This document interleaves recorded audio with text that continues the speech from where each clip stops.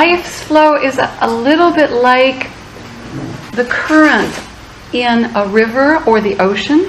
Have any of you ever floated with the current, either in the ocean or in a river? Hands up. 역시 학생. 했어요. Snorkeling, Tonga. You did, didn't you? I think so. And wasn't it easy? When you move with the flow, you just take a few strokes and you go whoosh, like that. Have any of you ever tried swimming against the current? So hard. You can swim with all your power and you may not move forward at all.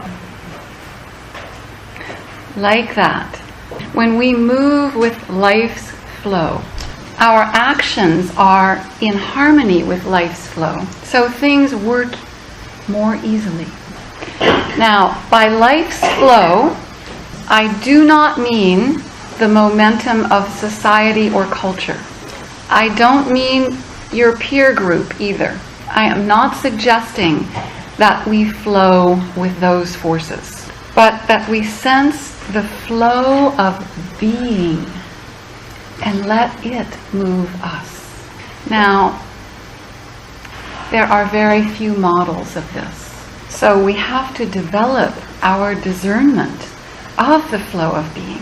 The flow of being, the spirit of life. Tuning into nature helps with that. Many people have actually cut themselves off from life's flow. You can even notice it in their body language. Stiff, or kind of holding back, or a kind of resistance where it's hard to look somebody in the eye, just kind of out the corner here. Actually, it is completely understandable why people do that with the way things are now on Earth, because they want to protect themselves from the hurt, from so much unreality. So it does take a little bit of courage to open yourself to life's flow. And actually it takes a lot of discernment. But early in life, children naturally do this until they experience enough hard knocks that they start building walls around themselves. Actually, there are many things that cut our connection with life's flow. 압력, pressures. There's a lot of that in Korea. Too much to do and not enough time. Many of you, well, maybe some of you here know that for many years, Eugene and I have had a practice of once a week on Thursday, we have a date. Eugene 제 남편입니다, in case you don't know. Eugene is my husband.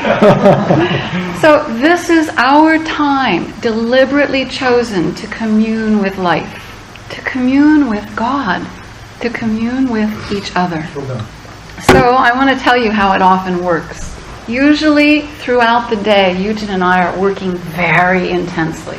Often, right up until the moment we leave. And recently, it was just like that.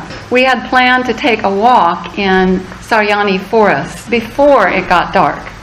But we were late leaving, and while we were driving there, we were busy updating each other on important things, discussing urgent matters. But we have an agreement. Once we arrive at our communing destination, we stop talking. So we did that. And we walked just about 10 meters into the forest, and both of us suddenly stopped walking also. After that busy, stressful day, we suddenly felt we were entering another world.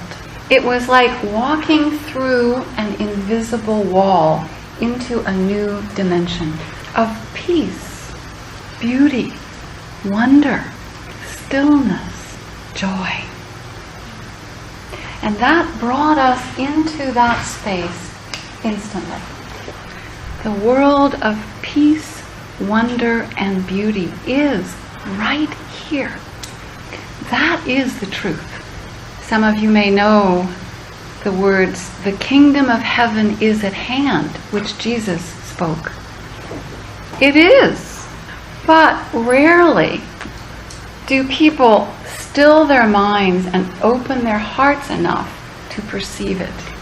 So, after that burst, Eugen and I walked slowly deeper into the forest. And soon the bird calls replaced the sound of traffic.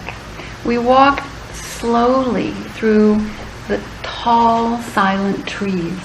And we paused to feel their noble presence. A little bit later, we came upon a deer. It was only about 10 meters from us. It was eating beside the path. As soon as we saw it, we stopped and quietly watched. The deer looked up at us. And then, what do you think it did? Yeah, usually they bound off, right? But this one just kept on eating. And after a while, it slowly sauntered actually right onto the path. And it was scratching itself with, this, I can't do that. And it would look at us occasionally, but it was clear it was not afraid. And I felt so honored that it trusted us. After a while, it actually turned its back to us. And it kept scratching and it was biting its fur. And we stood there and watched it for about 15 minutes. And, we were quietly speaking to each other and a little bit to the deer also. That deer never left. I guess it felt respected by us. And later I thought, maybe it felt appreciated as part of sacred being.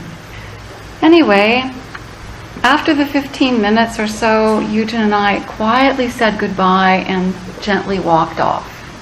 This magnificent spirit of life is emerging through being everywhere simultaneously, even through people.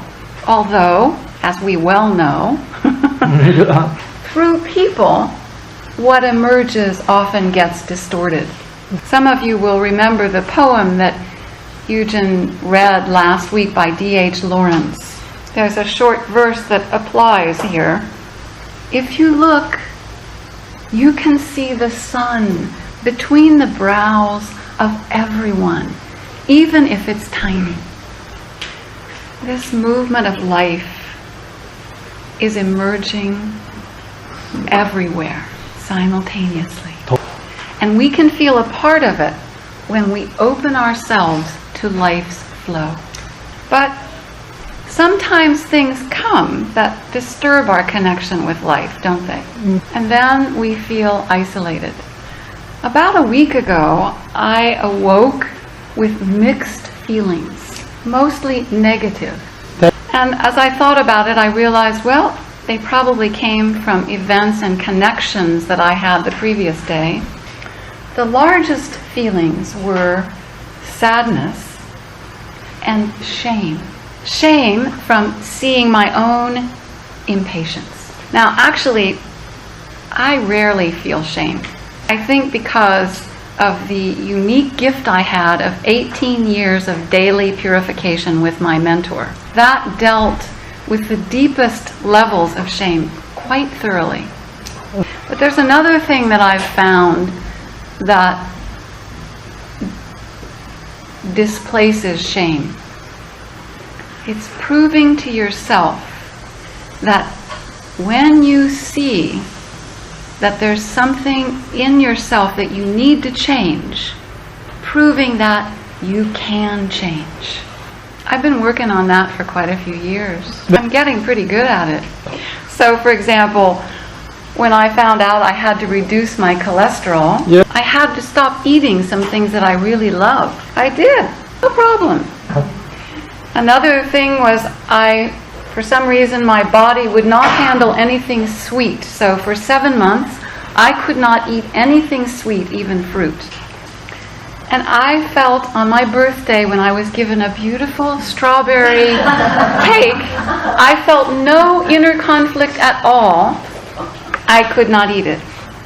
So when there's a good reason to change a habit, can you?